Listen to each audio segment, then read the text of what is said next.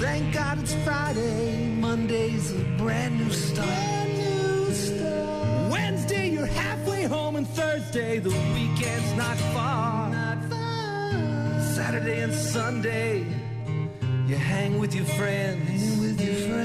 What can you say about Tuesday? Nothing, not a damn thing. Tuesday bites, Tuesday sucks, Tuesday blows, go away.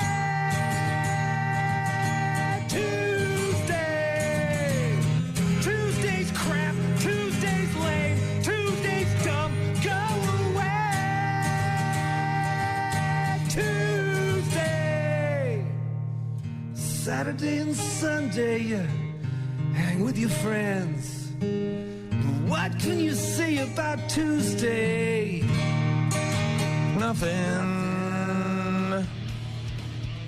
Except it's going to be in the 30s this weekend. So And most of next week. if you're like me and you've been holding out and holding out and holding out and waiting to turn your heat on, this may be the week where that comes to an end. Yeah, My like- wife has been letting me know what the thermostat says each and every day as she walks by. It's 61 in here. I said, I know, it's great. I wish it was this temperature all year. That's cold. It's in not the house. cold. In the It's house, nice. It's cold in the comfortable. house, yeah. Well, I was looking ahead. Yeah, high at like 34 with lows in the 20s next week. Yeah, so it looks like Woo-wee. we're going to dip down into the 40s on Saturday, low 40s, and then into the mid 30s by Sunday, and then maybe warming up a little bit again next week. But if you like them in the 60s, today is your day, because after this, I think we're done for the year. Well, we're definitely done for next week. We might have another warm up into the 40s. What's the and 50s. temps in Italy and Spain and Romaine and all the places you're going? You're two leaving places. on Friday, going overseas, Germany Yes. and Italy and France My and Spain. husband's company has headquarters in a small town in Germany, and he has a conference to go to. So we extended that, and yeah, we're making we're veering Much right. like last time, We're you're instead of veering going right. to London, you're going to Italy and Rome and Spain, right?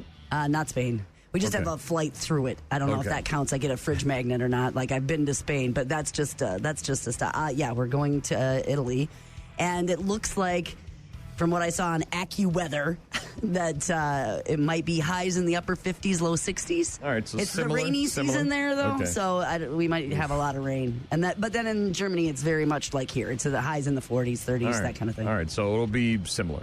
It's very similar.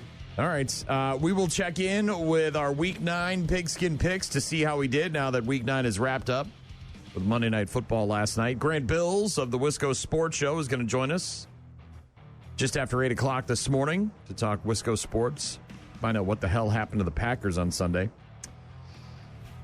We'll let you know what's new on New Release Tuesday. We got some early Thanksgiving stuff. You're going to be gone long enough that you're going to have I'll be to... back for Thanksgiving, but yes. Right, but you're going to yeah. be like, this is like last year where you got back in, or was it last year when you went? And then you got Yes. back and it was Thanksgiving like that week? Pretty much. What are you guys? I know. I don't. This conference always this time of year. And by the way, just it hasn't happened for like 13 years, and then it happened back to back. So it's kind of All crazy. right. Well, we got some early Thanksgiving stuff that we'll get to. I managed to get most of my stuff down yesterday. The only things that are remaining in my yard Halloween wise are the big skeletons. I got a late start in the afternoon, and I just kind of was like, I don't really want to do all that. And then I've got the lights that are on the house that go around the windows and stuff, and that are on the gutters and whatnot. So that's all coming down today, and then hopefully starting to, again, go through our Christmas lights, see what I'm keeping, and then I think I'm going to be making some trips to Menards and buying some new lights this year and putting them up. Yeah, I suggested all that stuff a couple weeks ago, but we Deaf may not ears. have Christmas lights Deaf on our ears. house this year. I'm Well, just saying that. If you need any extra, I've got probably some old ones you can have. Oh, thanks. I think I'm going to be, yeah. It's not going to happen. Rockmornings.com if you want to get in touch with us. You can also download both the 95.7 The Rock and the 92.9 The X apps and contact us that way with voicemails, pictures, and videos. Rock Mornings with Brian and Gene on your rock station. Well, I would certainly buy a new truck immediately. I would pay off all of our bills. I mean, we'd be completely out of debt. The house would get paid off. definitely take care of some of my very close friends, make sure that they're set up and good to go, and then I would be... Your house is already paid off. You don't need any money. Oh, you're right. You're going to Italy and Germany, and now Dude, you're begging me for cash. that's all on the credit card. That is so much on the credit card. Don't look at me for money. You're the one with the house paid off. Dude, what is that? That's a drop in the bucket. If I had my house paid off, I wouldn't be asking anybody for money. All I know is that if I hit this Mega Millions tonight for $800 million, you are not going to see much of me. Have a big party, maybe one big party before leaving town. I'm going to get all of the GLP-1s. I'm going to get Monjaro and Dextero and whatever. Just ting, ting, ting, ting, ting. It's going to just be all of them, and I'm going to be skinny as can be. Can you do that? Can you take all of them, or do you just got to take one? I don't know. Maybe if they don't know that you're taking it, right? I got to be honest. I'm getting kind of swayed. I know 2 people personally that I know have taken it. I know other people that are losing weight, but I don't know for a fact that. But I know 2 people that have told me. Here's the deal. And it's, the easy route. Might do it. Might be able to afford it if I win Mega Millions tonight. But $800 million up for grabs. Mega Millions tickets are $5. Get your Mega Millions tickets and try to win some money. But I'd definitely be out of debt in a hurry. Get a new truck too. Just got my text that my truck is getting towed today at some point from the towing place to the dealership that's going to give me an estimate. Give your insurance company an estimate. Yeah, and so we'll see. Then they'll go, is it worth it or not? Then we'll see. All of my friends, everyone that I've talked to thinks they're going to total it. They're going to total the truck out and just give me a check for whatever it is. And I hate that. I mean, sometimes it's good because you can, but other times you can't find a vehicle that was as good as the one you had. So the last truck that got totaled out, which again wasn't my fault, I got rear-ended at a stoplight several years ago. And when they totaled it out, it actually was in your benefit, a windfall for me because I had owned the truck for 5 or 6 years, had put a bunch of miles on it. It was in decent shape. But then the company, because it was shortly after COVID, it was, I think, 2021 or 22 maybe, the truck thing was still a problem, right? There weren't a lot of trucks. So they gave me more than what I paid for the truck several years before that in exchange for, totaling out the vehicle. And I was like, hell yeah, I'll take that. And luckily, knock on wood, I was able to find the truck that I was driving.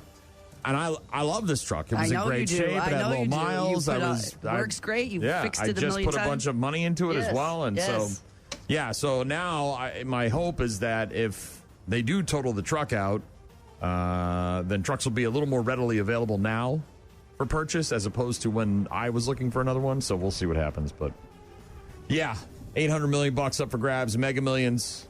It's what, the 9th largest jackpot in Mega Millions history, I believe? So, tonight at 9 o'clock. Yeah. Big prize has been growing since it was last won in Virginia on June 27th. 9th largest jackpot. More news about 3i Atlas. I love this. This is my jam. I love talking about comets and alien ships coming to our town. The massive comet known as 3i Atlas that was first discovered zooming across the solar system over the summer showed signs of, quote, non-gravitational acceleration. Yeah, wasn't this supposed to land last Thursday and appeared to have turned blue as it passed the sun? Oh. And then what? According to a report from Avi Loeb, the Bard Professor of Science and Institute Director at Harvard, the non-gravitational acceleration was first indicated by NASA in a recent report and indicated that expected outgassing from the comet would mean it would lose half its mass and show a massive debris plume in the coming months. And the problem is Earth-based telescopes can't get a good look at it to see if that's occurring because it's being hidden behind the sun. However, it is expected to reappear in early December, and that will allow for ground-based observations. But non-gravitational acceleration means that it's speeding up, but not because the sun's gravity or some other force's gravity is pulling it along. Something else. It's just the rocket jet fuel. The alien propulsion system. Did you see, speaking of space, did you see the moon? Well, it's not full yet, but it's getting there. The beaver moon, right? We're getting the full a beaver moon. Yeah, the full moon will reach its peak illumination Wednesday. Good time to get a look at the beaver. Tomorrow morning, apparently, is the full beaver moon is also a super moon. So it's closest point to Earth in its orbit, making it appear larger and brighter than usual. Nothing wrong with that. It was beautiful last night. Big and bright, that's for damn sure. It's gorgeous. Big and bright. Also, big news yesterday as a band you enjoy announced a show at Camp Randall Stadium. Yeah, my girlfriend last night was, are we going? What are we doing? Where are we doing? I'm like, well, let's just settle down.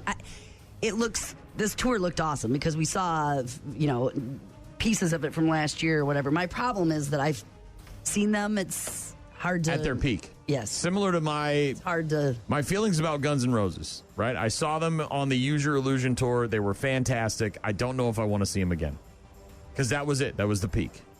They came out on time. Axl did a great set. He was into it. It was wonderful. Now it's like, you don't know what you're going to get.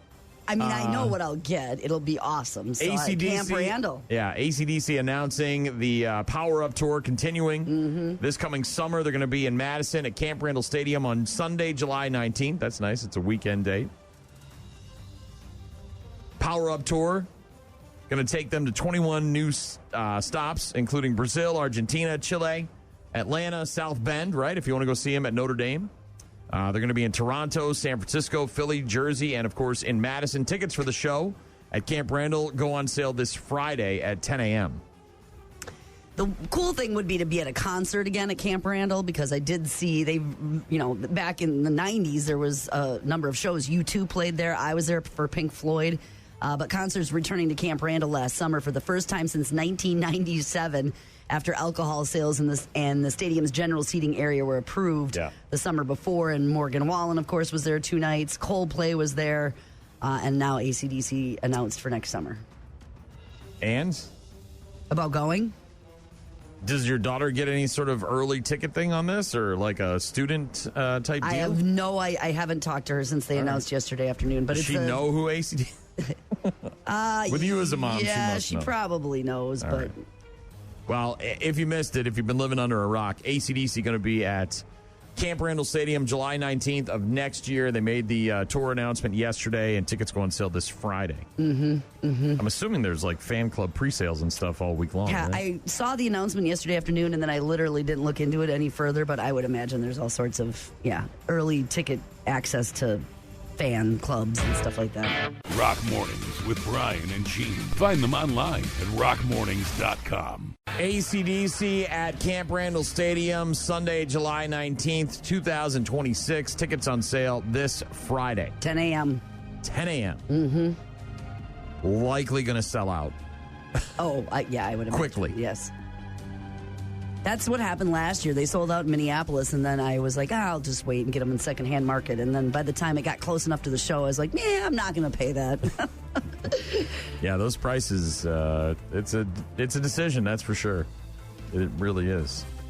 Monday Night Football wrapping up Week 9 in the NFL last night. Prescott just trying to buy time. Sweat chasing a downfield jump ball picked off. Intercepted by Denzel Burke. Cowboys losing at home to a backup quarterback. 27-17, the final score. The Cardinals and Jacoby Brissett beating Dak Prescott and the Dallas Cowboys. We them boys. No, you ain't. You stink. We'll check in on our Week 9 Pigskin picks next hour. How about them Cowboys? How about them Cowboys, in fact. Joke team. That team is never going to win anything until Jerry Jones dies. He's got his claws so deep in that mess. You think? Oh, yeah. They're never going to. He can't get out of his own way. He doesn't even want to win. He just wants to be the Cowboys. You know what I mean? Like, he doesn't even. They don't have to win. And they're still they're like America's institution, and so he's just riding that forever. They're still and ever, the most ever. popular team in the NFL, and they suck. They're constantly. They're always terrible. Week 10 will kick off on Thursday Night Football with the Vegas Raiders at the Denver Broncos on Amazon Prime. The Bears will host the Giants on Sunday at noon. Vikings will host the Baltimore Ravens on Sunday, and Packers are at home against the Eagles on Monday Night Football. And, of course, he'll be without Tucker Kraft, not just on Monday night, but for the rest of the season. His breakout season is officially over. Yeah. Tests on Monday revealing that the tight end did, in fact, tear his ACL in his right knee in the loss to Carolina on Sunday. Packers feared that would be the case, bracing for the rest of the season without him, and now they're going to have to move forward without Tucker Kraft. Obviously, the trade deadline is today, sometime this afternoon, so Packers may be looking to buy. Try to bring somebody in. On the hard court last night, Giannis with a 17-foot buzzer beater to give the Bucks a 117-115 win over the shorthanded Attaboy. Pacers. Screen comes, and then a Kupo 4, 3, 2, 1, fades, shoots, and hits at the You buzzer. gotta be kidding me. You gotta be kidding me. You gotta be kidding me.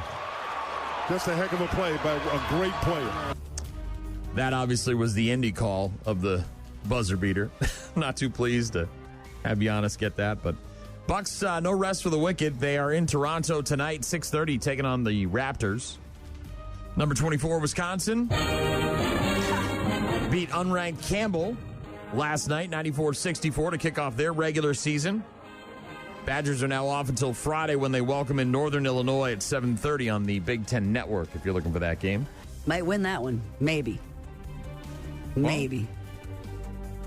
The Badger football team, things going from bad to worse. Oh, no. Now what? They're going to be without their running back, Dylan Jones, their center, Jake Renfro, and their safety, Matthew Traynor, for the rest of the season. Everybody Luke quit? Fickle. Yeah. It's a strike? Sounds like injuries, though. Luke Fickle made the announcement yesterday. Each player listed as out for their matchup against number 6 Oregon a week ago, which they, of course, lost. Jones has a toe injury that was repaired over the bye week with surgery. Traynor and Renfro also had surgeries that will keep them sidelined for the rest of the season. So the Badgers are going to be without a couple of their players for the foreseeable future. They only got 4 games left, so it's coming to an end. Jacksonville Jaguars kicker Cam Little. Oh, the little guy who got the 68-yard field goal the other night? Immediately after he kicked the field goal, they drug tested him. Yeah. Etching his name in the record books on Sunday, kicking a 68-yard field goal. And then they're like, well, now this the guy's league on record juice. He's got to be on juice. Is that it? helped to give the Jaguars the 30-29 win, though the kick was not the deciding factor in the game. It happened earlier. Those 3 points obviously helped Jacksonville pick up the win. Following the record kick, he revealed on social media that he was immediately sent a drug test by the NFL. Took to Twitter to post about the drug test, stating, quote, already? Question mark? Yeah, already. Yeah, already. Yeah, you do anything super spectacular like that, the NFL is going to come a-knocking for a random Yeah, drug it's just, test. woo, your name came up. Yeah. It was... Yeah, we ping draw pong- those balls ping with the pong names ball, on it. It just yeah. happened to be. Totally random.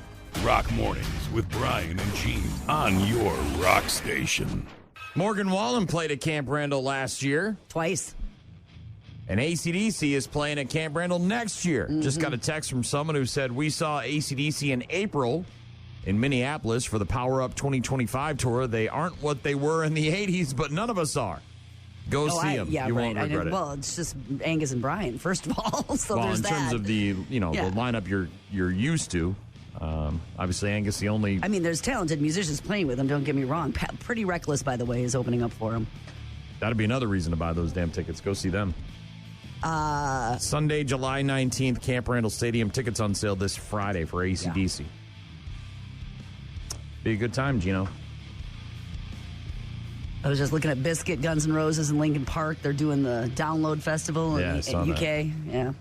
All sorts of stuff getting announced. Shinedown's got some kind of thing they're doing. Yeah, it's waiting on that lineup. Wade. I just was on their website. Waiting on that lineup, Rock Wade. Fest. What is that? The 16th through the 18th? Yeah, so that'll be we'll see. We'll see what July. happens. I was Yeah, just it's looking in that. Yeah. While there's been years, where it was right around Valentine's Day, then they moved it up, and it was in January, and then there's been some sneaky early releases. So, obviously, I think they want to get it out as soon as humanly possible so people can know and make their plans, but you got to wait till all the ink dries. So we'll find out, though. We will find out. The sexiest man alive was announced yesterday on Jimmy Fallon. People's sexiest man alive, Jonathan Bilse! In 2025, you just think, I'm sort of thrilled that People magazine have invited someone in to bestow this honor on someone who can really cherish the value of a sexy man. Yes. English actor Jonathan Bailey got the title of People magazine's sexiest man alive. His comments about enjoying a sexy man are because he's gay. He plays Lord Anthony in Bridgerton. He's in the Wicked films. Okay. I was trying to figure out where he's from. There. So, yeah. I don't know who he is, honestly. My wife watches that Bridgerton, but I don't really pay much attention. Television tonight, Dancing with the Stars on ABC and Disney+.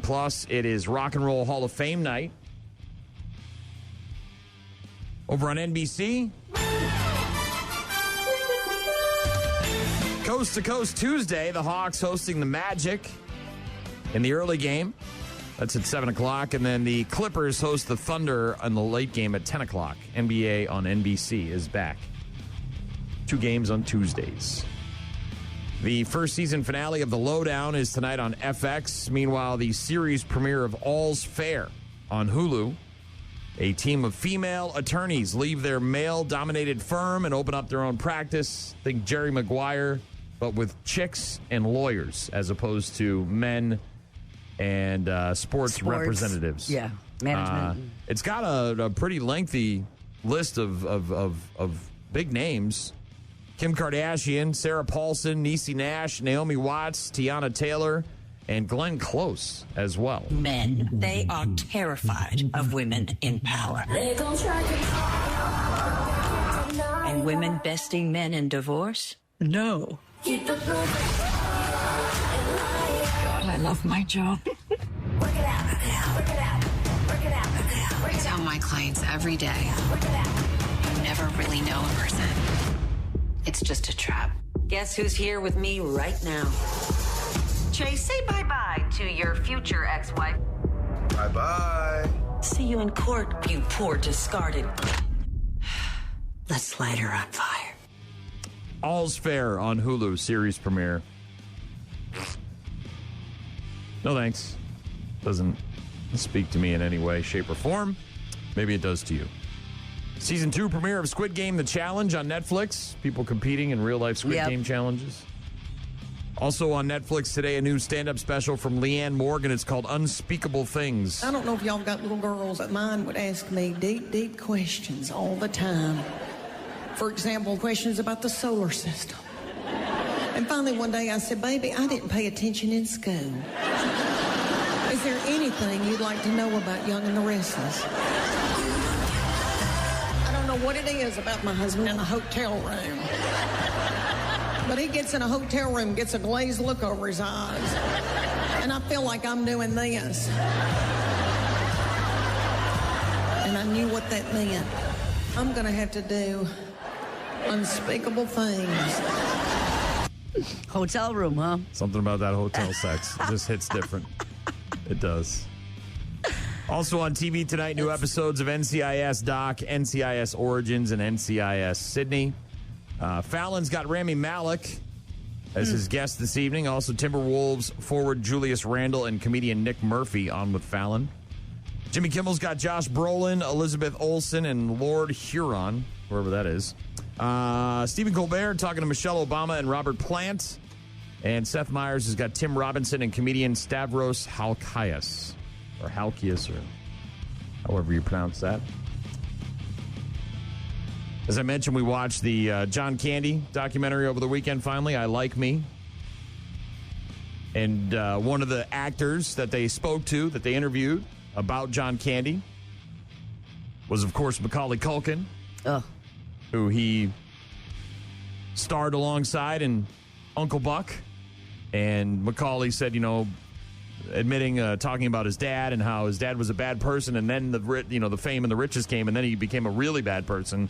And Candy was doing his best to try and check in on him and make sure he was all right, but it's tough because he's a kid and that's his dad. Yeah, but I think he was the only adult that really was asking him, like, how are you doing? Yeah. Like, what's going on? Like, checking in and saying, is everything okay? Right, and maybe realize that dad was turning into this person that wouldn't be good for Macaulay Culkin. Mm-hmm. Tragically, it didn't do much to stop that train from coming down the tracks, but it looks like Macaulay Culkin is doing better, obviously. There were some years there where we were kind of worried about him, and now it's like he's back because he just starred in a new commercial for a warning system for elderly people that you install in their homes if you're worried about them falling down or maybe leaving at a weird time of night. And he reprised his role as Kevin McAllister from Home Alone. And instead of it being the old guy shoveling the sidewalk, it's the old guy's granddaughter. And so if you watch the ad, Macaulay Culkin's on the phone and he's like bubble wrapping all the Christmas ornaments in front of the house and talking about how he's worried about his mom. And then she comes over and it's very much like the interactions that he had with the old man. I'm just worried about Mom being by herself, What if she falls down or gets snowed in? They never did catch that South Bend shovel slayer. I'll call you back. You're a jumpy one, aren't you? Sorry, I thought you were this... Old Man Marley? That's my Gramps. Really? It's all this. My mom's getting older. Have you tried talking to her about getting a little help? I'm afraid to bring it up. It's not easy. But how you feel about family is a complicated thing. How was that? It was just like your grandfather. Really? The face, the eye, the boots. You gave me chills. Like you nailed it. Like down to the icy stare thing. Yeah. Yeah, so... Home Alone celebrating its 35th anniversary this month. And Macaulay Culkin, of course, starring in a new ad as Kevin McAllister for a company called Home Instead. They provide in-home non-medical care for seniors. And rather than defending the house from the wet bandits, he's concerned about a safety plan for his mom who maybe falls or has trouble with balance or needs help getting something out of the cupboard, one of those kind of things. Kevin McAllister back on the big screen. Yeah, obviously the mom in the movie was also featured prominently in the I Like Me docuseries. Yes, she was. Because she kind of came up with Candy in the Second City and all those things. Really good friends. I mean, the connection there. Spoke at his funeral. Yes. Yeah. I didn't realize all that. Gut-wrenching. I didn't realize how close they were, and not just because of the movies, but like you said, we're growing up together, and I didn't realize that. Bunny Ears, by the way, is a satirical lifestyle brand that Macaulay has, apparently. Okay. Candid about the pressures of childhood stardom and everything that it did to him and his family and all that, and made it a point to have a more private life for him and his wife and his children. Was like, nope, that's, I want them out of the spotlight because that is hard and can be destructive. Yeah, and, unless you're doing a lot of deep digging on the internet, what do you know about his private life and his kids? You don't. Yeah. Which is a statement to how much he wanted to keep them away from all of that. Not sure if you saw this, but there is a division of the American Family Association called 1 Million Moms. Are you familiar with them? Yeah. So obviously an organization trying to protect kids and keep them from seeing the boogeyman or boobies on TV, things of that nature. Yeah, and fight against indecency, I believe. Is well, of all the things that they could fight against, apparently Wheel of Fortune is next up on the list. They say they're getting raunchier and raunchier. Earlier this year, Wheel of Fortune started using the phrase, "What the fun?" And that, I guess, sparked the 1 million moms to get real angry and try and do something about it. They say, quote, "Unfortunately, the recently added puzzle category, What the Fun, aims at a mature, modern audience with insinuated profanity, making it no longer suitable for family viewing." They add that Wheel of Fortune has deliberately chosen to include controversial categories instead of wholesome ones. So they're going the Steve Harvey Family Feud route. Top 10 answers on the board. Name one thing you'd put inside your husband's butt cheeks. Right. They say that the producers of Wheel of Fortune do not care about what children hear. Everyone knows kids repeat what they hear. Insinuated profanity at in any show is extremely disrespectful to families. Wheel should maintain its original design. Here are some examples that they point out are, and these are the contestants giving answers. This isn't the show. Tavares, right in the butt? What? No. I'd like to solve Okay. bridal and gold shower. What? Sorry. Well, that's just a dumb answer. There is a P. A group of pill pushers? This is Wheel of Fortune, y'all!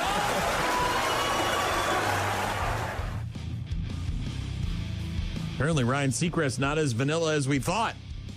By the way, the 1 Million Moms, that's the name of the organization, has a petition, and it's only got 12,000 signatures. So maybe they need to rename it to 12,000 Moms.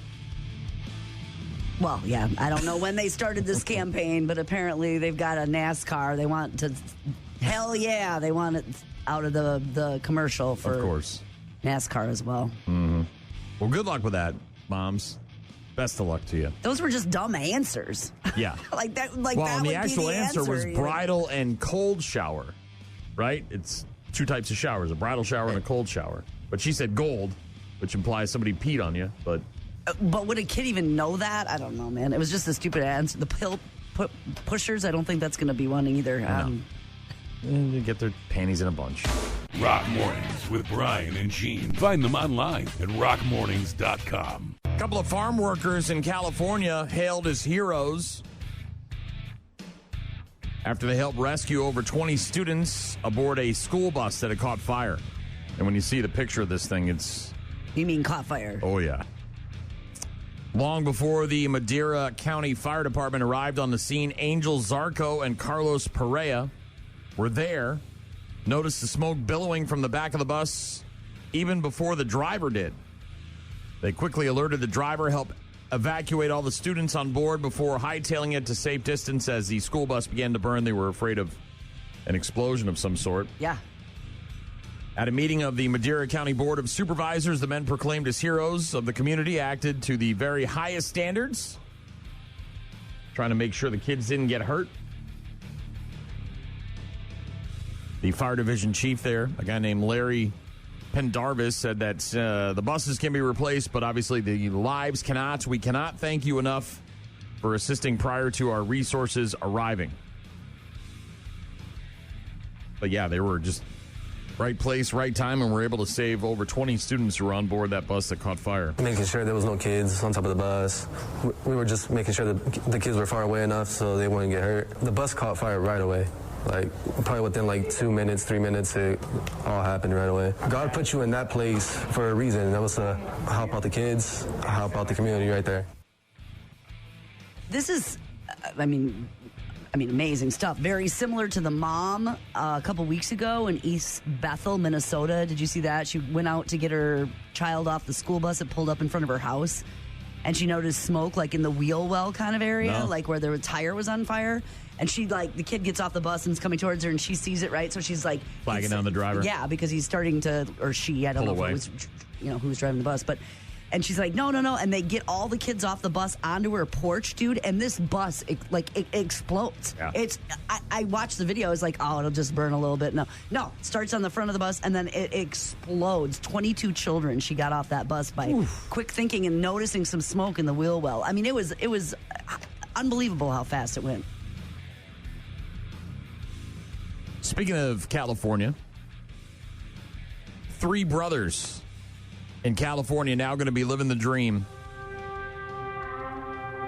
You go in the attic, mom passes away, you're looking around trying to figure out what to do with all this crap that's in her house, and you find a brand new, mint condition, pristine copy of the very first Superman comic. You are get out from of here. 1939 in mint condition. Just sat up there. Yeah. 3 brothers. You are kidding. She had it up there in plastic the whole time and nobody ever knew? Going to auction, they're saying it could fetch over $6 million after they found it stored in their late mother's home. Also unearthed 5 valuable early copies of Action Comics, the publication that introduced Superman to the world. So not only do they got this Superman, but they got a couple of other ones that are pretty valuable. Did she because not know what she had? I think maybe she did. The Northern California brothers, taking stock of their late mother's belongings in the family home during the holiday season last year, discovered she had, for decades, held onto a cache of old comic books tucked away in the attic beneath layers of brittle-faced newspapers and cobwebs. 6 treasured comics kept since she and her brothers bought them between the Great Depression and the looming World War II will likely result in a life-changing windfall at Heritage Comics Books' signature auction and could include the world's most valuable comic book. I don't know if she knew what she had. You wouldn't keep it up in the attic underneath some old paper, and the chance Maybe, I mean, you have it in a safe of at least something. Had it, but then forgot about it, right? That's the problem with these things. They go in a place, you leave them there, and you live there forever, and you just sort of, it becomes secondary. You're not, unless you're a collector, right, and you know what you have and you're taking inventory. 3 months after they discovered the comic book, the brothers contacted the auctioneers to discuss the possibility of a sale, leaving a message that crossed the desk of Heritage Auctions Vice President Lon Allen for a couple of days. He was traveling, got in San Francisco to examine the collection. Said they're in their 50s and 60s. Mom had always told them she had an expensive comics collection but never showed them. It's a twist on the old "my mom threw away my comics" story. Dude. Right? Instead of mom throwing away the comics, mom's got the comics. The copy of Superman #1 was issued in 1939 after National Allied changed its name to Detective Comics, forever known to fans as DC. Heritage Auctions saying that Superman has long been among the world's most valuable comics. A copy of Action Comics #1 sold for $6 million last year, while a Superman #1 went for $5.3 million in 2022. Crazy. That's crazy. All that's crazy. It was in some lady's attic. Experts believe the newly discovered issue, graded 9.0 by evaluators for its sharp corners, bright colors, and near-perfect spine, could surpass both. In an attic, in a bag, in a box, under some papers. They say that, and they say, this is the interesting, because I don't think it was inside of a plastic, right? A lot of these things, they're in plastic or some sort of hermetically sealed, right? You got to keep all of air and moisture and everything out of the equation. In an attic in California. They say the climate there in Northern California was ideal for preservation of the decades-old comic book. If it had been in an attic in Texas, it would have been ruined. Yeah. No idea what was up there, because you wouldn't do that. You'd put it in something. So she just didn't know didn't know she had it. It's the dream of a collector, is that you go to a yard sale, you go home after your parents or grandparents pass away, and you're cleaning things out, and biggity bam, you find one of these bad boys. And they did. And what if you didn't even care, right? What if you just grabbed boxes of stuff and figured it was just old stuff. Papers, books. And stuff. And it's covered with newspapers that are faded, and you're just like, and you pitch it. Wow, that's nuts. $6 million and up Nuts. is what they're saying. That auction, by the way, is coming up in late November, the 20th through the 22nd. Find out what they get for that Superman. I know, right? We've got our Week 9 Pigskin picks to get to. We got some early Thanksgiving stuff to talk about. Grant Bilse of the Wisco Sports Show is going to join us, and we'll get to our bad news, happy music later on as well. Rock Mornings with Brian and Gene. Start your day with Rock Mornings. Which one of your kids was the question kid? It feels like Henry. Yeah, it was Henry. The one time we babysat for you, you only had 2 kids, I believe. You Maybe sure he had 3. that? I don't know. Three. I don't know. It was so long ago. Was this when you watched the movie? Yes. And I have never been more annoyed by a child than that one time with your son. You watched... we watched The Secret of Nim. Yes, The Secret of Nim. This whole thing was a farce. You and your husband wanted to go out on a date night, Yes. And so we volunteered to watch your small children. And within 7 seconds of leaving the house, you got into a car accident. That's true. And made date night more than 2 hours. It became a 4-hour excursion. That's so true. Here we are going to get stuck with your kids for even longer than I had planned. Uh-huh. We got hit by a semi. Yeah. And so instead of coming home like a responsible human being, you just threw caution to the wind and said, F it. Brian's at home with the kids. We'll just go out and have some dinner and we'll be fine. So I got stuck for even longer at your house than I had planned on being there. Yes, and you watched put the girls to bed. It would think your wife the one kid crapped her pants and it went all the way up into the hair. And here I am just wrapping my hand up in baby wipes and scooping it like this up her back and trying to wipe it all off. And when you got home, you're like, why didn't you just put her in the shower? I'm like, I don't know, she's not my child. I'm like, can you Put her shower? in the bathtub. You can you shower a baby that's not yours? Can you? Like, I don't know. So we got that situation handled, which was not fun, but we figured it out. I thought about taking her out back and hosing her down with that would work too. The garden hose, but then we attempted to watch The Secret of Nim, which is the owls and the rats and the mice and all that stuff. And great movie. Yeah, kind of creepy for small children. But H-Man was, I don't know, 5, 6, somewhere around there. And this kid... He had a lot of child, your mistake, the mistake you and Mike made, the first one right there. Yeah. Even though he had seen the movie several times in the past. Yeah, but what's going to happen? What's going on? Continually would ask me what was happening on screen. Brian, what's going on? Why are they going in there? What's the owl talking about? Why are they doing that? And I said, and I just... the brain is starting to synapse, you know what I mean? Like why? How? Why? Exactly. Yeah. And I said, Henry, I'm like, just you watch the movie, you'll see what happens. I said, Yeah, but no, I got questions. And I said, and finally I'm like, Henry, you've seen the movie. You don't need to ask any questions. You already know what's going to happen. Yeah, but so then the questions went from why are they doing that? Where are they going? Who are they with? What's happening over there? To, they're going to go in the basement, right? Oh, the owl's going to say this, right? It didn't. It was like it just changed the form of the statement. It didn't actually stop the conversation from happening. So is this a kid with the whys and the whos and the whats and the whys? New report says the average parent with a young child fields 46 questions per day from their child. For sure. And that's just the average. Obviously, there are polar opposites to that average. One parent with an aloof 14-year-old might get one question a day, while a parent with an inquisitive 3-year-old, like H-Man, might get 4,100, whatever. But yeah, for sure. Most of the time, the questions are not that difficult. Parents say they typically find themselves without answers about 35% of the times. Like, where do dreams go when you wake up? There's a question. You want to answer that. 91% of parents believe it's important to foster their child's natural curiosity and interests. Of course. Boy, I'm glad I didn't become I could not. I would stop asking questions. Go in your room. You're grounded. You're never coming out of there. Come on, for asking questions. Just constant. Wouldn't stop. Yes, it does. It's like that.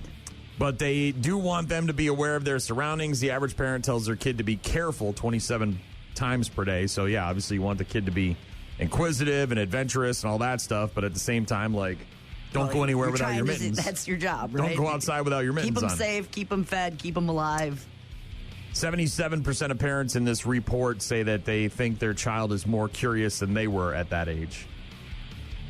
I don't know. Your parents would probably say no. Not me, man. There's probably no difference. It's happening to you now. And it feels like it won't 46 stop. 46 questions. I think I got asked 46 questions by Henry in 10 minutes of film. Yeah. That's the average. That's what you said, average. So the teenagers that aren't talking to you are way out average by the 4-year-olds. 3, 4, 5-year-olds. Well, and this is mostly about younger children, obviously. Mm-hmm. This is not about teenagers who are just sort of what's for dinner? There's a question. Yeah. Why are they going in there? What are they doing?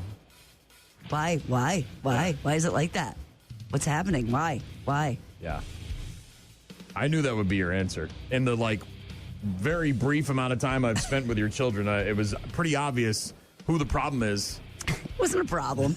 And the girls asked tons of questions too when you look back at the age, but when I think about it, it was prolific. It was prolific. He was the kid that would take a shower. He'd be in the shower with the door closed, and it'd be mom, and then it'd be conversations through the door. Why is this like things would come to him while he was like taking a shower? It'd be like, we'll just talk when you get out of there. But it'd be rapid fire, man. Oof. No effing thanks. 46 questions a day. Start marking them down, parents. So like, do a little tally sheet and see where you're at. So on if you're, let's just assume your kid's up for 16 hours a day, right? So asleep for 8, awake for 16. Yeah, but you're often not with them. No, I understand that. So you've got a couple hours in the morning and a few hours at night. So now so you're what do you talking think? about 6 hours? You got 6 hours a day?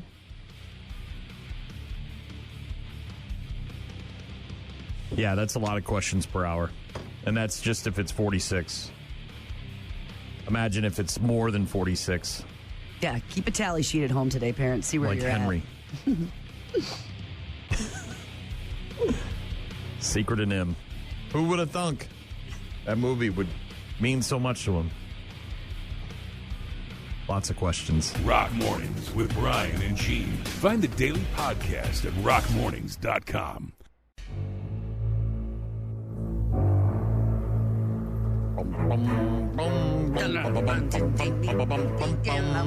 The frozen tundra Lambeau Field. Week 9 in the NFL wrapping up last night with the Cowboys losing at home to a backup quarterback, Jacoby Brissett. Did you see our coworker's purple lights he changed to on the side of his garage? Victory lights, he called them. Cedric? Like the bulbs on the side of the thing. He probably had his maid do it. He had his maid change them. He did not. He's not. He's butler. Super frugal for that. He doesn't have anybody doing that. His butler went out there and frugal. did it. Rich son of a bee. He had his victory lights on. Gene coming into week 9 with a 66-54 overall record. I started week 9 with a 79-41 overall record. And you did not gain any ground on me this week. You lost ground, in fact. Gene finishing with an 8-6 record with her Pigskin picks on week 9. I finished 10-4.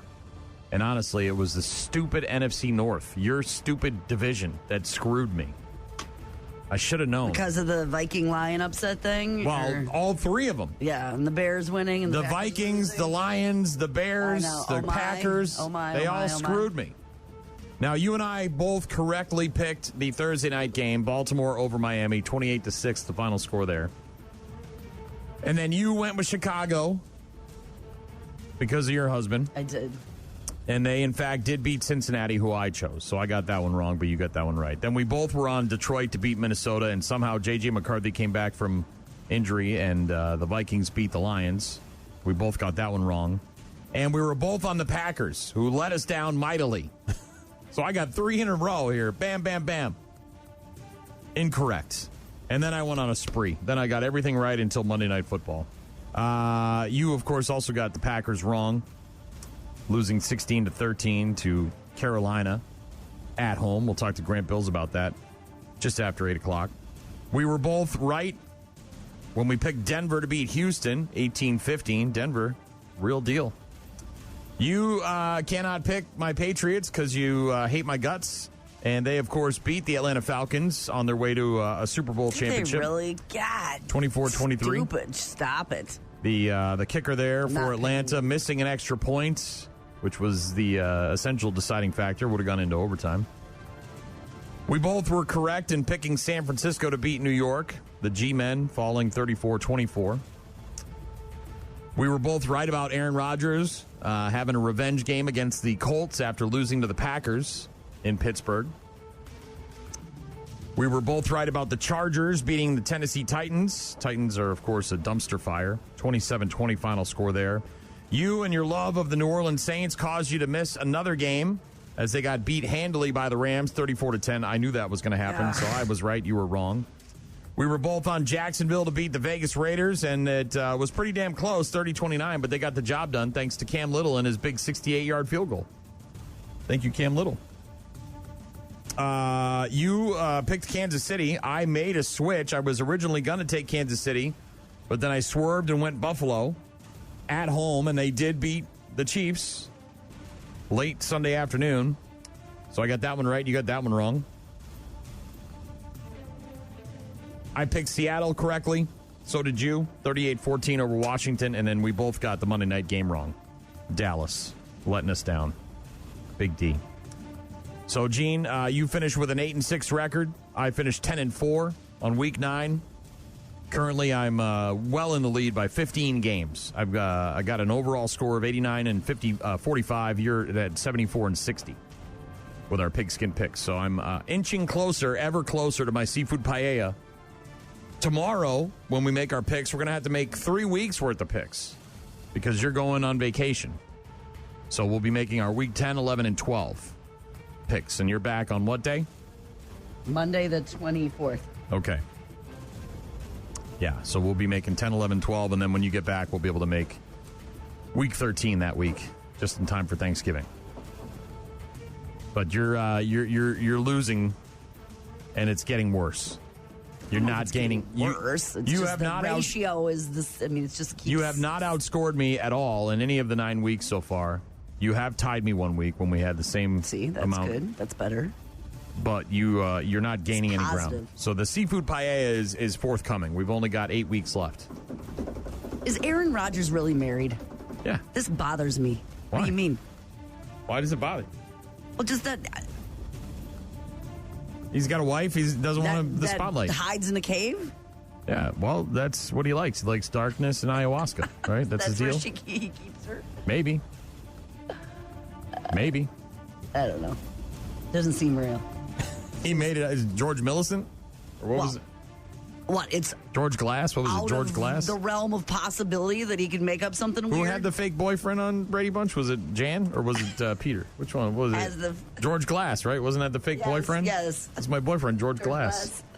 So he's got a fake girlfriend, a fake wife? I don't know. Maybe he does. Their name's Brittany. It's Brittany, bitch. All right. Thanksgiving stuff. We're going to get to that here in just a bit. Rock Mornings with Brian and Gene. Weekdays, 6 to 9. Yeah. Taylor Momsen with a Christmas album. Hey, you were saying yesterday she was... An EP, so an extended play. Taking kind 6 of a songs, I think. Head off of her early acting career. And so, yeah, she Grinch. reimagined the song that she did on How the Grinch Stole Christmas, Where Are You Christmas? And along with some other ones, and that came out last Friday. And as you mentioned, they're going to be opening for AC/DC in Madison on July 19th. Camp Randall. At Camp Randall. Mm-hmm. Be cool to see them live again. Saw them a few years ago at Rockfest. You could tell she was kind of new at it. There wasn't a lot of, like, stage presence yet. You know what I mean? There was sort of that, like, maybe fear of the big crowd and all that stuff. Well, but big crowds. Yeah, I'm sure they're getting more and more used to it day by day. Thanksgiving's still, 4 weeks away, 3 weeks away? Mm-hmm. It's late this year. Doesn't it feel like it's 27th, really late? so we're 3 weeks from Thursday is Thanksgiving. Gene will be back just in time to have to run around like a chicken with its head cut off and try to get figure out all turkey and stuffing and artichokes to ruin her stuffing. It's just that 1 year. It was my brother's recipe. It had sausage and artichokes in it. Ruined my It's fine. Thanksgiving. Never forget it. Pie. Oof. Maybe pre-made. Maybe go pre-made just, this year. Might just sneak one past me. Oh. I put my own whipped cream on it. How about that? So, yeah, Thanksgiving's still several weeks away. But, as I mentioned yesterday, a couple of Thanksgiving things already out in stores. We mentioned my wife last week obsessed with this new Arby's sandwich that came out. Because it was holiday flavors all in one? It's like it's like the turkey gobbler, I think is what they call it. And it's like a turkey sub with obviously sliced turkey, cranberry sauce, stuffing, and then it's got like crispy fried onion straws. Swiss cheese, cranberry, stuffing, mayonnaise on a toasted sub. Is that what you're talking about? Yeah, it was okay. The problem is the cranberry sauce is so potent that it overwhelms any other flavors. Did you have the apple pie shake too? I did not. Okay. That's a bit much for me. Just a soda.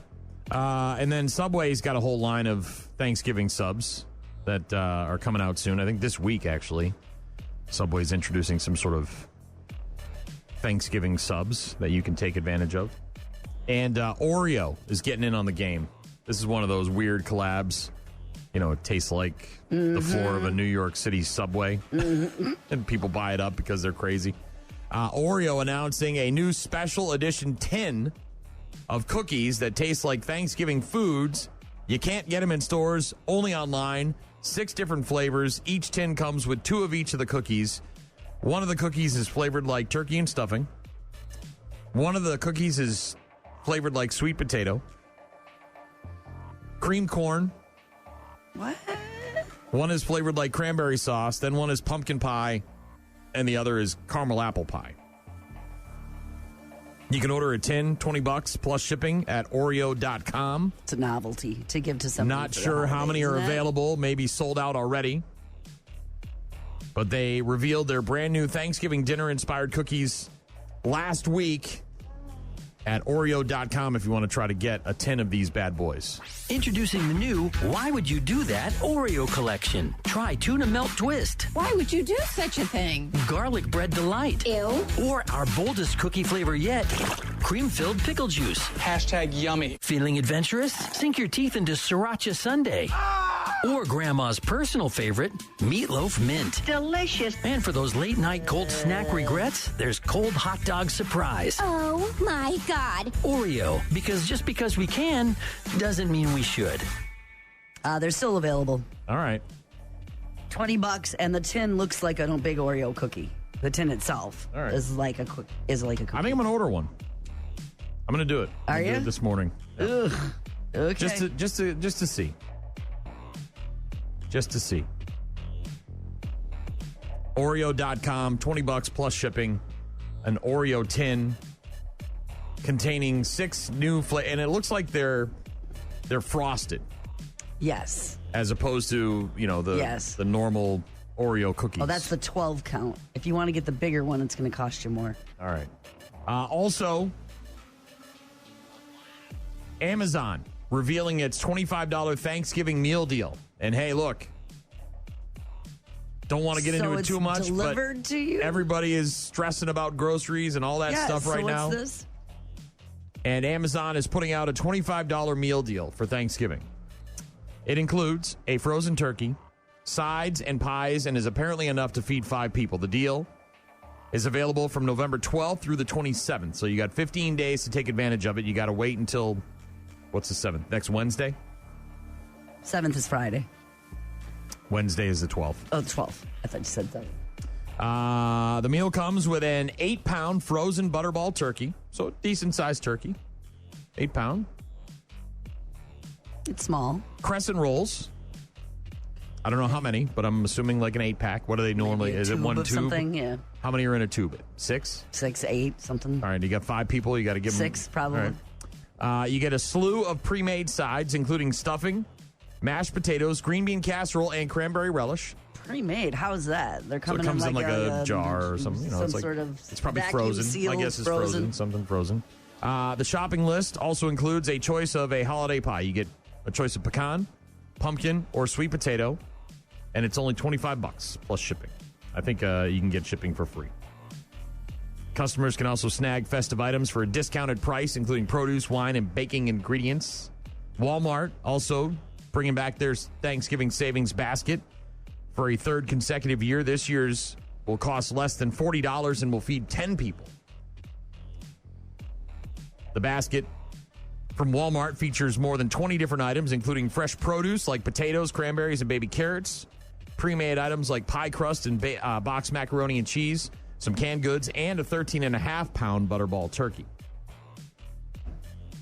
So Amazon and Walmart both putting together some sort of meal deal for you to save on Thanksgiving this year. So is Hy-Vee. If you want to shop more local, they've got a deal with all the ingredients to prepare your Thanksgiving meal for $30 and feeds 6 people.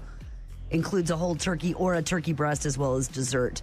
That's in-store and online. That's November 3rd through the November 26th. By the way, a gluten-free meal deal is also available for $50. And in addition to that, I know they also have like pre-bag donations. So if you want to add like a $5 bag of goods or a $10 bag of goods or on to your order or your purchase, they will make sure that those get delivered to your local food pantries in time for the holidays as well. Yeah, there's no shortage of places that are going to need some help. So search those out because they are all around, and I haven't looked to see if Festival or Schnucks, I guess, has one, but I did see that Hy-Vee released theirs just last week. So Thanksgiving, 3 weeks away. Got to start making those plans. All I got to do is make deviled eggs. We're having Thanksgiving. Somebody else is doing all the work? Yeah, at the cousin's house again out there past Holman, so... Make the deviled eggs, show up, eat the mac and cheese, watch some football, and I'll be good to go. What are the games on Thanksgiving? Do we know? Well, isn't it always the Lions? Well, yeah, Lions and Cowboys always play, but are the Packers playing this year on Thanksgiving, or was that last year? Packers at Lions. That's what I thought. I thought there were. So that'd be the early game, right? That's the 11 o'clock start. Chiefs and Cowboys. This is all November 27th. Yeah. And then there's the night game. Bengals and Ravens. The return of Joe Burrow, maybe? Yeah. I'm looking forward to it. Thanksgiving.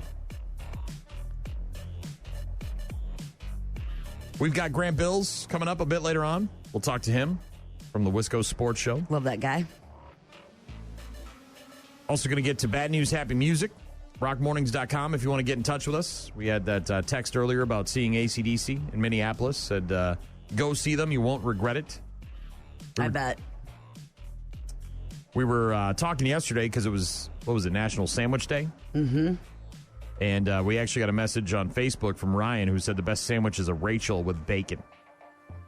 So a Rachel is a Reuben, but it doesn't have... It doesn't have turkey instead of pastrami? It's got turkey instead of pastrami, I believe, or corned beef, right?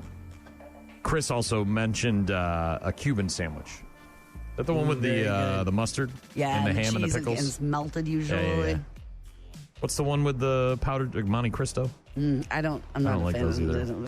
It's not a fan of that. National Sandwich Day was yesterday, but we got those messages on Facebook. So thank you very much. Appreciate it. Rock Mornings with Brian and Gene. Find them online at rockmornings.com.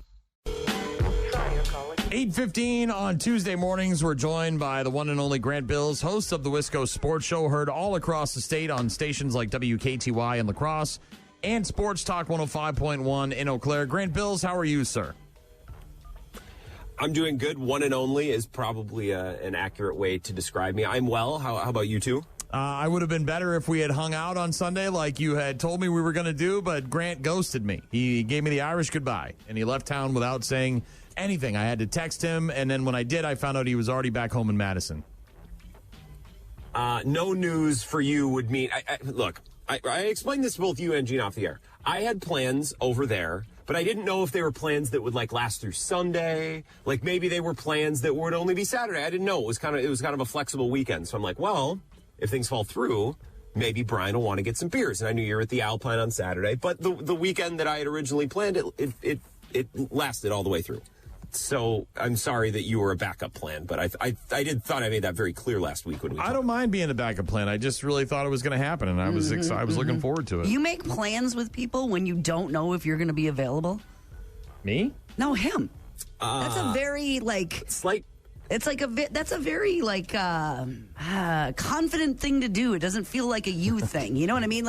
I may or may not have time for you while I'm in town this weekend, and I'm just wondering if you may or may not be available if I ever would be able to make time for you. So I'm going to make plans in case I am. In case I can squeeze you in. Do you hear how that kind of sounds now?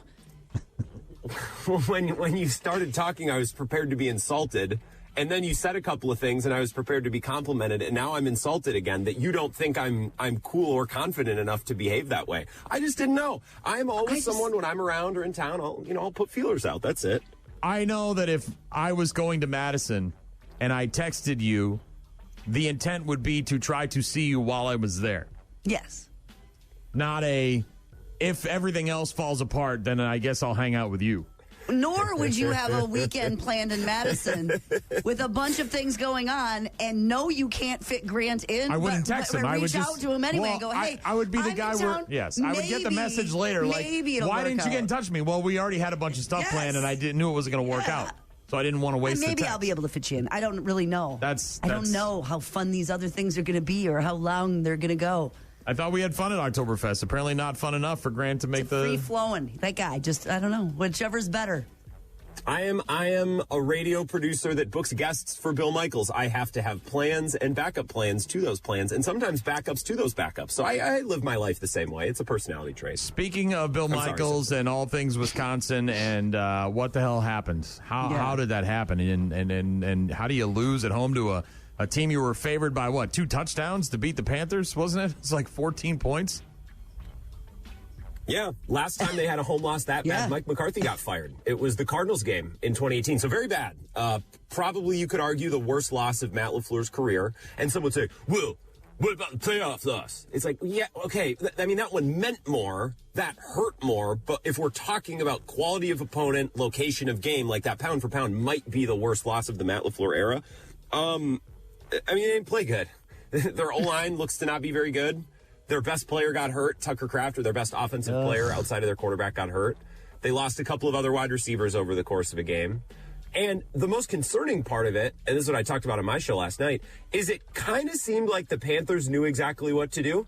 Like, we're going to run the ball, possess the ball, shorten the game, dink and dunk, and we're going to force the Packers on the other side to do the same thing, and we know they won't do it.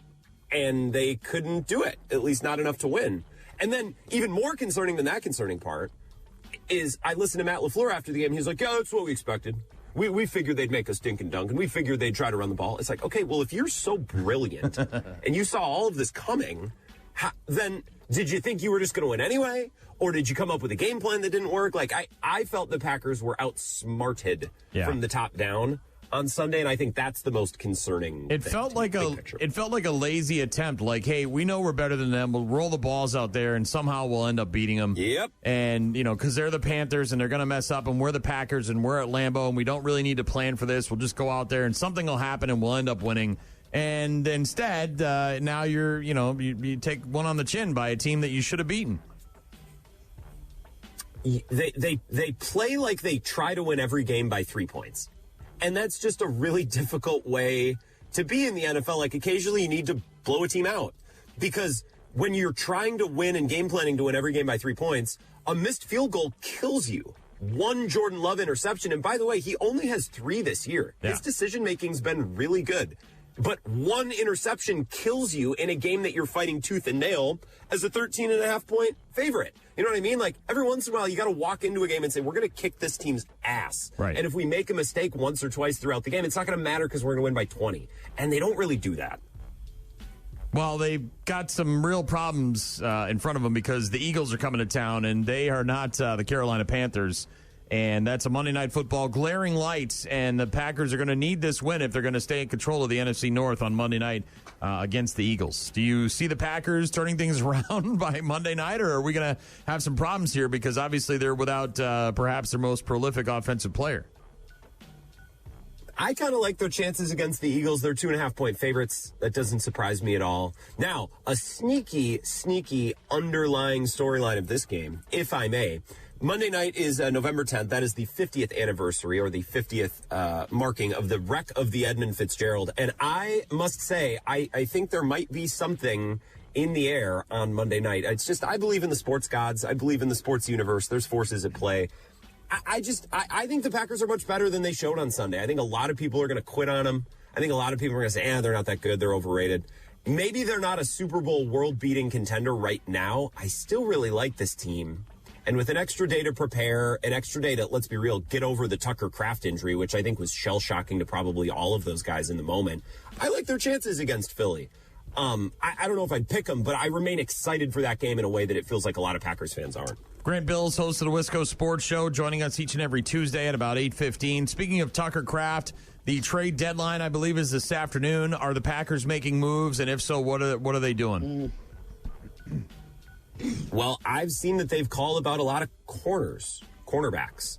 And they could use one. I think a a big storyline of this Packers season so far is the two players that Brian Gutekunst spent money on in the offseason in free agency. Not top of the market guys, but certainly not bottom of the market guys. Like, he gave a nice contract to Aaron Banks to come in and play left guard. He's been bad, and when he hasn't been bad, he's been hurt. He gave a good amount of money to Nate Hobbs to come play quarterback. He has been bad, and when he hasn't been bad, he's been hurt. Both of these players have been hurt more often than they've been on the field, and when they've been on the field, they've been bad.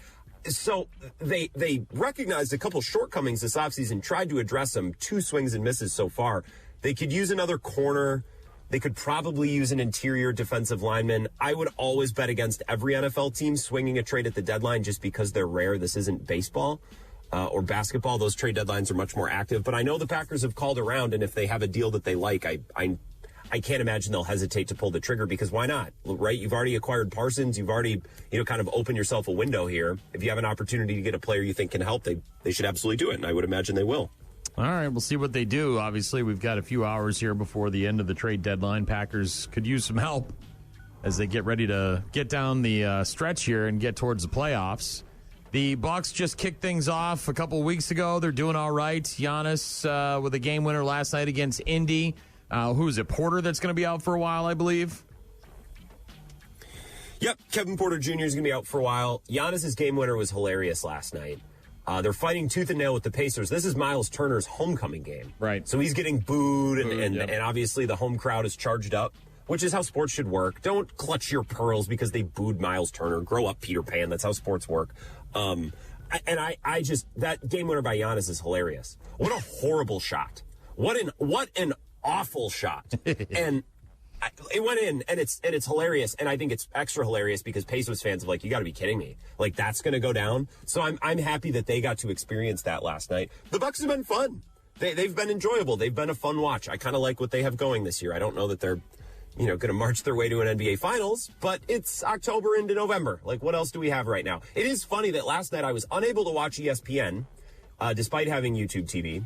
I was unable to watch the Badgers, who played on Big Ten Plus. Yeah, what is whatever that? that is. That's but new. Luckily, I was still able to watch the Bucs, who play on the FanDuel Sports Network. What a fresh hell we find ourselves living in trying to watch our teams in 2025. It is true, isn't it? And it's only getting worse. Only getting worse. So that's it will get much, much worse. Yeah. It's only going to get worse and more expensive.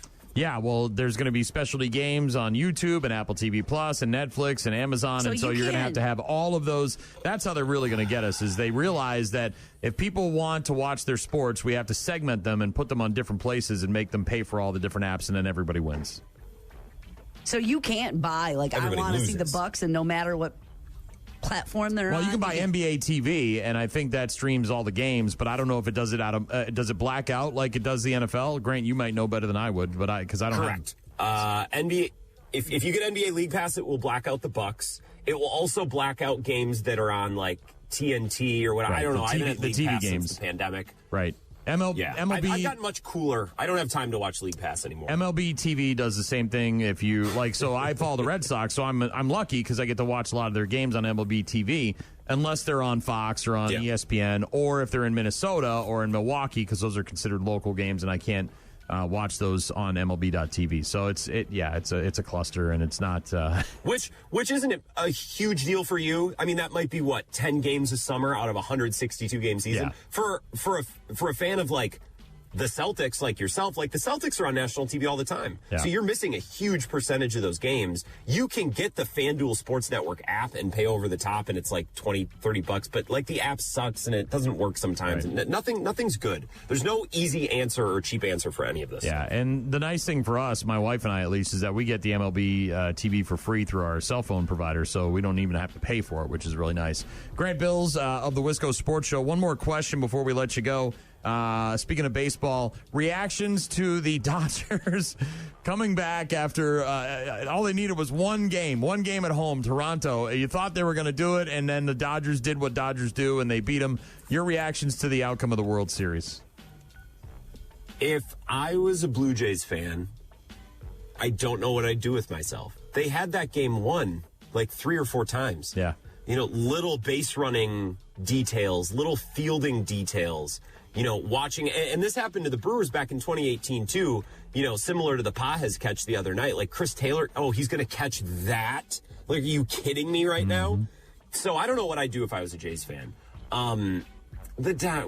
Whatever. Good for the Dodgers. I'm just glad Mookie Betts gets to celebrate again, and Freddie Freeman and his stupid ass looking veneers, and good for them. Blake Snell and Tyler Glasnow, good for them. They joined a super team. They pitched 20 games this year, waited for the playoffs, and then locked in. Good for all involved. Happy for Dodgers fans. Dodger Stadium looked real full in Game 5, by the way. Look, really locked in. Happy for those fans, too. All I know is my biggest takeaway is that I don't feel as bad taking my shirt off in public after seeing Kershaw with his shirt off after the game was over. You're talking about a premium who's athlete. Who's got it better than Clayton Kershaw? One of the premium athletes. He's got a hot-ass wife. He's got millions and millions of dollars, but he's rocking the dad bod, man. He had his shirt off, and look, he's got a way better body than I do, but the confidence level, I can appreciate that, and it doesn't make me feel so bad about taking my shirt off in public anymore. Mahomes has a dad bod, too. I know. You have good company, Simpson. Yeah. Be proud of your body. Every body is beautiful. It's 2025. You'll never make someone my age believe that. As he's Googling shots that come from China to make him skinny. That's what's happening skinny here. Shots. Oh, boy. Yeah. All right, Grant Bilse, host of the Wisco Sports Show each and every Tuesday at about 8:15. Thank you so much. Have a great rest of your day. We'll talk to you next Tuesday, Grant. Nice to chat with you both. Sorry that it didn't work out, Simpson. Next time. Yeah, sure. Sure you are. Rat bastard. Gets my hopes up on Friday. Going to be in the area. Let me know what you're up to. I said, yeah, I'm busy today, and I got the no-tie thing tomorrow. But I said, Sunday, we're going to be watching football at a bar. It's a perfect opportunity to, hook up, link up, and have some beers. And maybe. And he ghosted me, man. I texted him, and he was like, I'm already back home. Makes backup plans to his backup plan. And I don't even mind being the back. Just, don't text me if you're not going to, put some legit effort into it. You know what I mean? You didn't put any effort into it. It's left. Scumbag. Bad news, happy music coming up. Rock Mornings with Brian and Gene. More from Brian and Gene is coming up. You're about to enter a beautiful, exciting, wonderful new world. A cockroach living in your nostril. Now that's just nasty. Add in some haven't pooped for 30 days. Poop is raining from the ceilings. Poop. And sprinkle in some hashtag Florida Man for flavor. Florida Man. Florida Man. Florida Man. Florida Man. Florida Man. Florida Man. Florida Man quits his Burger King job, steals all of their chicken nuggets. It's bad news. Bad news. With happy music. Let's rock. Oh, Walmart. This is in Virginia. A man is facing charges after police say he chased after people while naked at a Walmart last Tuesday. Officers called to the Walmart in this town of Dumfries, Virginia, just a little before 9 a.m. Reports of indecent exposure. When the officers got there, they learned a man had taken off all his clothes and began chasing customers inside the store. You ever seen a grown man naked? Yeah, so he started with clothes, and then he became naked. Yeah. And then he chased people around? Yes. He pulled a Benny Hill. The man was arrested at the store. Police say he was under the influence when they took him into custody. Think? You don't say. No injuries reported. A man identified as 20-year-old Lance Irving Lassane Jr.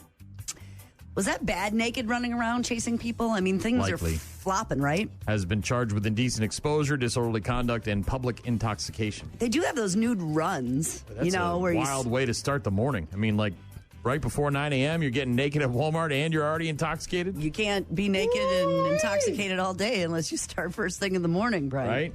That's true. He might have been on, an after-bar type situation. But they do have those naked runs and marathons and stuff like that. Maybe get in one of those. That's bad naked. That's all that. Anything flopping around, top or bottom, is bad naked. That's bad naked. Yeah, you don't want that. It's jiggling coming down the aisle at you, Yeah, here he comes. Floppity, floppity, floppity. I'm just here to pick up my medication. Can I just get my meds and go? This guy's flapping around. Walking around, this thing's slapping up into his belly button. What's that sound? I don't know. It appears to be 2 aisles over. I'll go check. Maybe not. So he's barefooted, too. I don't know, man. That's a lot. That takes, like, pulling off your shorts and your shirt and your, So he's, but he said naked. Yeah, but. He kept his running shoes on? I don't know. It feels like that would be extra work. He really, maybe he had sandals on. Crocs. Maybe he was crocking it. Or dude shoes. He was, hey, dudes. Those are easy to slip off. Some kind of slip-off shoe. Mm-hmm. I think if he had full-on sneakers, you know what I mean? Like, well, yeah, he wasn't wearing steel-toed work boots. Probably not popping those bad boys off. A woman arrested after she made up a story about finding needles in her kids' Halloween candy.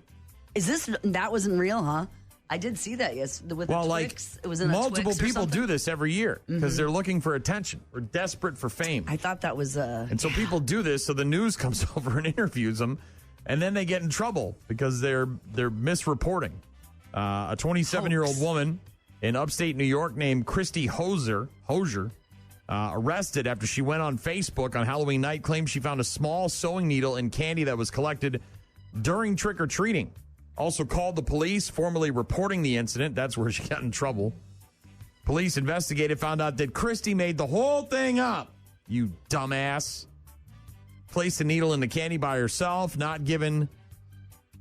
she had not even been trick-or-treating in the neighborhood she claimed she had gone to with her kids. Christy was charged with falsely reporting an incident. Unclear why she did it, maybe for the attention. Apparently a kid did that, too. These were the gummy bears? She wasn't the only one. Yeah, there were reports of sewing needles being discovered inside packs of gummy bears in Rockville, Maryland. But that was also a hoax. The incident blamed on a 9-year-old who apparently admitted to doing it inside their own home. The kids' parents found the needles while checking out their Halloween candy with a magnet as a precaution. Several other stories from all sorts of different places, but apparently people are just looking for some sort of... I get the 9-year-old because you're dumb. But... Yeah, but people are looking for viral, fame. And so they're doing this stuff, and it's like... I must be a terrible mother, because I never, took a magnet to my kids' Halloween candy to make sure that there was needles? Not once. Not once did I magnet over my... I don't think any of our parents did. With like a... Well, but we also are not trick-or-treating in scary neighborhoods, for the most part, right? You know a lot of the people that live in the area where your kids are trick-or-treating. You know them all, right? Maybe not all of them, not every single one, but most of them, right? Here, kids, let me magnet your candy before you eat it. Never once did I do that. Not once. I'm not going to mark you off as a bad mom because you didn't do that. Okay. Normally, I would give you the bad mom grade. I would just to give you a hard time, but I'll let you off on this one. All right, good. This happened at a Bass Pro Shop. At a grand opening of a Bass Pro Shop. Now, did somebody get naked and get in the tank with the fish? These are, no, unfortunately not. We've seen that happen. Though. Yeah, I'm assuming this place has got one of those big ass fish tanks. Did they get naked in a shanty? This is in Odessa, Texas, so it's probably massive, and it's probably got all sorts of crazy stuff in there. Was there relations going on? A huge brawl broke out as they were christening the grand opening of a Bass Pro Shop in Odessa, Texas, and it was all caught on video. Deputies responding there, the Odessa Police Department, to a disturbance on Saturday afternoon at about 3 o'clock. Cops said the two men started arguing while waiting in line for the bathroom, and that's when the incident turned physical. Look, dude, I really got to go. Can I get in front of you? No, you can't get in front of me. I got to go worse than you got to go. The first rule of Fight Club is you do not talk about Fight Club. The second rule of Fight Club is you do not talk about Fight Club. These dudes are squaring up on each other. There's a guy in a Texas Longhorns jersey who comes out of nowhere, throws this dude into then he kicks up at him. There's shopping carts and women, and there's two fights. One guy's trying to put him in a chokehold. Man, the one over by the bathrooms is really getting out of hand. I don't see any employees. Oh, there's the one girl with the red hat. Okay, the people in the green shirts, the guy on the phone. Yeah. Come on now, y'all, calm down here. We're all trying to get some Bass Pro Shops. If you haven't seen the brawl, TMZ's got it. It's all over the gram. 4 men pairing off, separate tussles. More guys start running in. Little Southern hospitality for you at the Bass Pro Shop. Wasn't this supposed to be a celebratory day? This is a big deal, right? There's a Bass Pro Shop opening. Who the hell gets in a fight in the line for the restroom at a Bass Pro Shop grand opening? You got to reevaluate where your friggin' life is at, dude. You do. One of the women in the video can be heard screaming, "These grown-ass men acting like idiots." Good old boys. And you wonder why our schools are falling apart. This is oh, man. Punch, gut. Oh, another one. The store announcing their grand opening on social media just 4 days before the brawl broke out, saying, "An exciting day in Odessa. Bass Pro Shops officially opened its doors with a grand opening and evening for conservation celebration." Meanwhile, these guys are kicking ass and taking names. What in the world? I know. Slobber knocker. Slobber knocker, Gene. Nobody said that drug addicts were smart. This one might be one of the dumbest. A woman in Pennsylvania suffering severe burns after investigators say she tried to light a crack pipe while she was in a hospital bed. You know what's going on in the hospital bed, right? Oxygen and all sorts of stuff. Yeah. Yes. I'm here to tell you about drugs and alcohol and why they're bad, okay? She brought the pipe in? Tried to light a crack pipe while she was in the hospital bed. Brentwood Fire Department called to the hospital there. Monique Henriksen, severe burns to her face, hands, and hair. Officials said they found she started a fire when she tried to light a crack pipe while on oxygen. Hospital security extinguishing the flames. She was transported to a burn unit, now facing a felony charge of causing or risking catastrophe. Yes. Don't smoke crack. Yeah. Very bad. Apparently needed the crack so bad while in the hospital bed and hooked up to oxygen, she just couldn't wait till she was back outside. So she brought the crack in with her, or somebody visited her and brought the crack? This was something. Hospital crack. And last but not least, I don't know why this... Look, I'm all for free speech. I'm 100% all about it. I think you should be able to say and do what you want. But that also means there are consequences. And there are also some things that we should just agree we shouldn't do, right? Like, yes. I'm not saying you can't. I'm just saying we shouldn't. Two different things, right? Two separate things. Like, I shouldn't dress up as a Nazi soldier when I go to a Halloween party. I get it. You can. You want to get a reaction. You're going to get a reaction. Like you're going to get fired from your hockey job. And you're probably not going to wear that Nazi costume anymore because it's not a good idea. I don't know why this... You can, but you This has nothing to do with being woke. This has nothing to do with being a snowflake. This is just, look, dude, that's just not something we do anymore, okay? Like, we just got to all agree that that's not... They do it in the movies. They're paid to do it. It's acting. Okay. But at a Halloween costume party, not going to work. Not going to fly. And this is in Iowa. Drake University volunteer hockey coach has been dismissed, so not necessarily fired because he wasn't in a paid position. And a popular dive bar there in Clive, Iowa, is now facing threats and backlash after images surfaced showing Donnie Gardner dressed as a Nazi soldier at a business's Halloween bash. Gardner confirmed that he wore the outfit.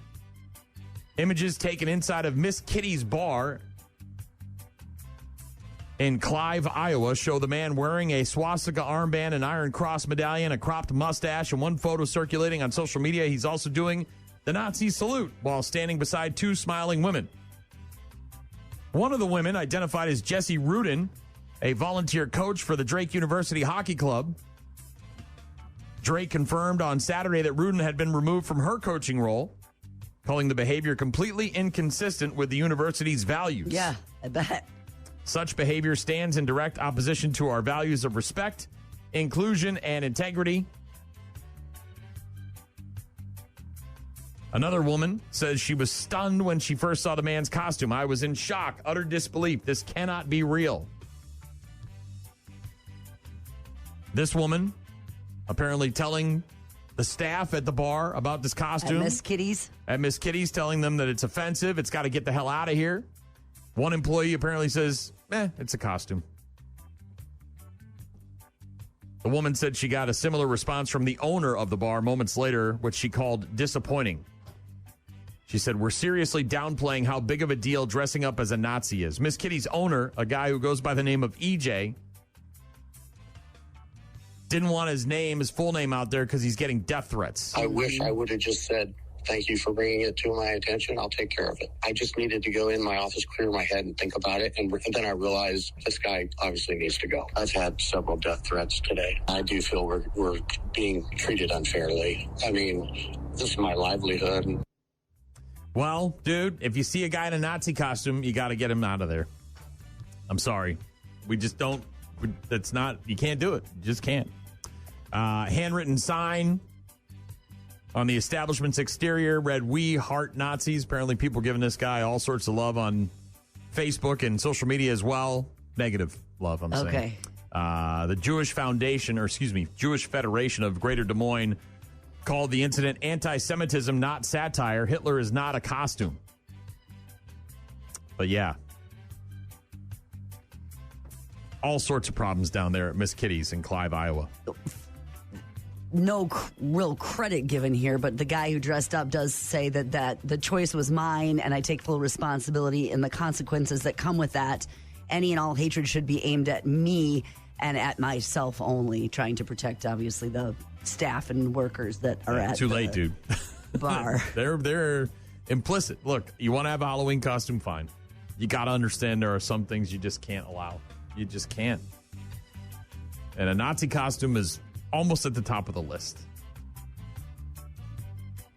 But there's plenty of offensive costumes out there, right? Yes. That one you just can't let it in. Very bad. Clive, Iowa. Bad news, happy music on Rock Mornings. We'll get to our daily check-ins after POD. Rock Mornings with Brian and Gene. Find them online at rockmornings.com. Call. Hello. Email. I tried emailing you. Text. So many ways to check in with us. Check. We rely on you guys for traffic updates, requests, and all sorts of other stuff. Check this out. rockmornings.com for all of our contact info. You can also download the 95.7 The Rock app and the 92.9 The X app and get in touch with us that way with voicemails and images and videos. We appreciate all the correspondence. I got a message from Stephanie who said, OMG, you were red-green for Halloween. That was several years ago. I was just updating my profile picture on Facebook, and it's one of my favorite Halloween costumes I've ever done.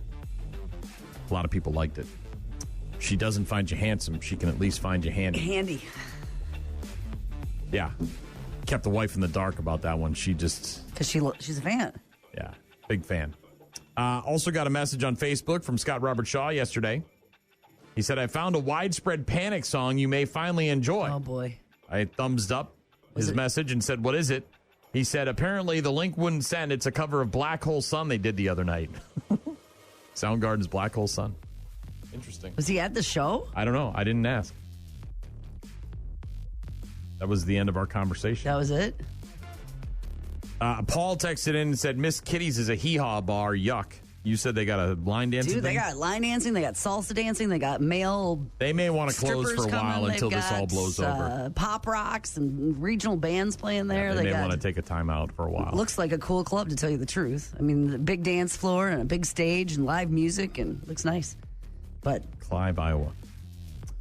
Brian said, I thought about that Oreo tin, but looking at it, that was not what I was expecting. You never know. I said I just ordered one, so I picked one up. It's like $34 with the shipping and handling and all that. So should be here in about the end of the week, maybe. Fingers crossed. We'll see. Flavored like turkey and stuffing, cranberries, cranberries, pie, not crescent rolls. No, not rolls. I don't need cookies. I just need crescent rolls. Got a text from someone earlier. We were talking about AC/DC announcing their show in Madison. Camp Randall said that they saw AC/DC in April in Minneapolis, the Power Up 2025 tour. They aren't what they were in the 80s, but none of us are. Go see them. You won't regret it. Yeah. Well, yeah, they're not who they were then. None of us. There's only two. It's just Brian and Angus, but that doesn't mean it won't be awesome. Thank you very much for the correspondence. Good to hear from you guys. Have a great rest of your Tuesday. We'll talk to you tomorrow.